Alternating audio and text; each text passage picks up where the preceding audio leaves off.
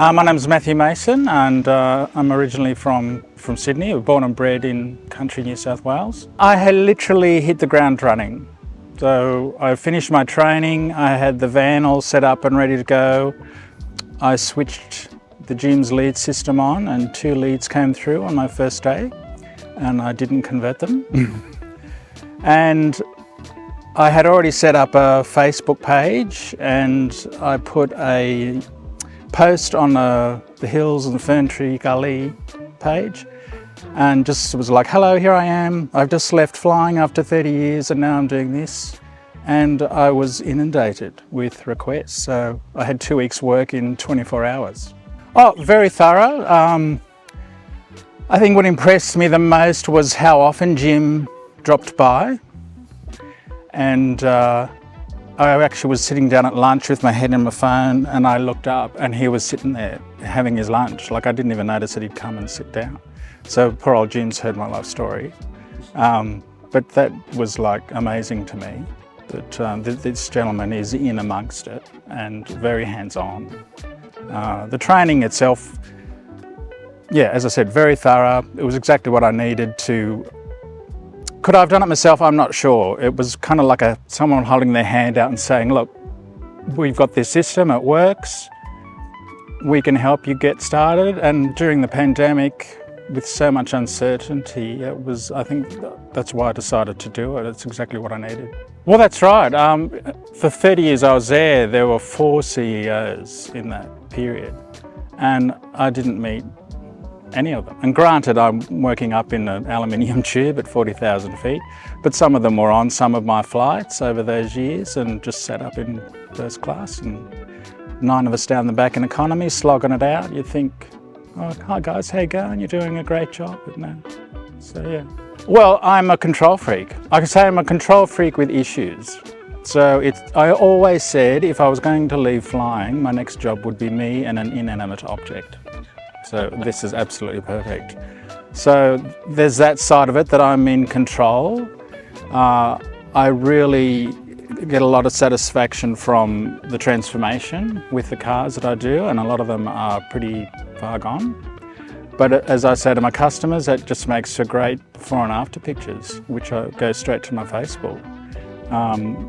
So it can be, I do get overwhelmed at times when it's really bad. I think, oh my God, how am I going to do this? But I just have to put it into compartments and just do it one bit at a time. And after a few hours, you're at the end and you're putting the clean mats back in the car and you're putting the jigsaw puzzle all back together and you stand back and it's like, oh wow, look at that, it looks great. They've only ever been positive. And for me, I can only go on their reaction. And as I said, being a perfectionist in my head, I always step back and think, oh, could have been better. But I just have to go off what they say. And they say, you know, it's usually, oh, looks like a brand new car or whatever it is. So it's like, okay, good. Well, I've been in customer service for as long as I've been working. Even before flying, I was in hospitality. So for me, it's all about communication. As long as people know what's going on and what you're going to do and you follow up with it and you're on time, I think that's what makes a difference. I mean, a lot of people, I get most of my work through Messenger and I've set up an automatic response. So at least when they send the question, even if I'm working, they'll get an immediate response and say, I'll be in touch with you directly. And often when I get back to them, I'll get oh, thanks for responding so quickly. And it's like, oh, okay, great.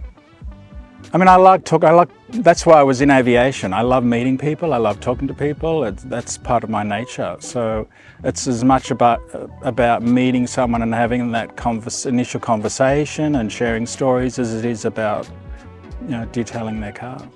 Oh, we do everything from a basic detail, which is inside and out, up to a ultimate detail, which is the works. So that includes cut and polish, paint protection. We use ceramic coating, graphene coating. We can just do an interior detail if you just want the inside done. We can just do a cut and polish if you just want the outside done. So there's a broad range of services there, depending on what your needs are. Without doubt, it's attention to detail. It's getting the detail brush out and dusting the dirty air vents and getting in, I call it the abyss, the crevice between the front seats and the centre console, or if your back seats flip up. A lot of the time I vacuumed the whole thing and then I realise, oh, these seats come up and there's hell underneath it, which it's like, okay, I've got to keep going. I think that's the difference. It's getting into all those nooks and crannies and getting it as clean and presentable as you can. When I started, the first 2 cars I did were colleagues from my previous, I was doing a short-term stint at Vic Road. So I did their cars first, so it was like a soft launch. So for me, it gave me a chance to put my training into practice and to get that muscle memory going. Because it was like, okay, I do this next, now I do this, now I do this. I don't have to think about that now, but starting out, I just wanted to get the steps right from the start, rather than having to second guess myself or miss something because I didn't follow the right procedures. So if you're just starting out, I think that's, pay attention at your training, ask as many questions as you can, make sure you're comfortable with, the skills that you've got, and if you don't feel comfortable, then do it again and, tell them you need more training. I've always been into my cars, quirky cars more than anything. So my first car was a Volkswagen, 1970 Volkswagen Fastback. It was purple and silver, it had purple carpet.